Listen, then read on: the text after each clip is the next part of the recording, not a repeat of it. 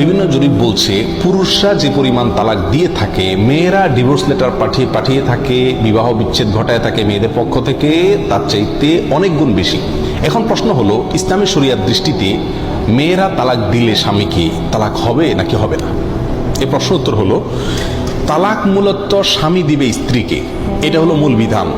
আল্লাহ সুবহানাহু ওয়া তাআলা কোরআনে কারীমে বলেছেন, ইয়া নবী, যখন আপনি বা আপনারা পুরুষেরা যখন তালাক দিবেন মেয়েদেরকে, তাহলে বোঝা গেল মেয়েদেরকে তালাক দিবে পুরুষেরা। এখানে কেউ প্রশ্ন করতে পারেন যে শুধু পুরুষকে কেন তালাকের পাওয়ার দিল, কেন নারী পুরুষ উভয়কে পাওয়ার দেওয়া হলো না? কিন্তু পুরুষের হাতে তালাকের অধিকার ইসলামী শরীয়ত দিয়েছে, এর মানে এই নয় যে একজন মেয়ে তার স্বামী খারাপ হলেও যেহেতু বিবাহ বিচ্ছেদের কোনো ব্যবস্থা বা তালাকের ব্যবস্থা তার হাতে নাই, এই জন্য সে সারা জীবন জুলুমের শিকার হবে, ব্যাপারটি এমন না। বিবাহ বিচ্ছেদের জন্য তাকে শরীয়ত খোলার ব্যবস্থা রেখেছে, তালাকের বিকল্প, আদালতে শরণাপন্ন হওয়ার ব্যবস্থা রেখেছে, এবং আরেকটি বিষয় রেখেছে যেটাকে বলা হয় তালাকের তাফউইজ।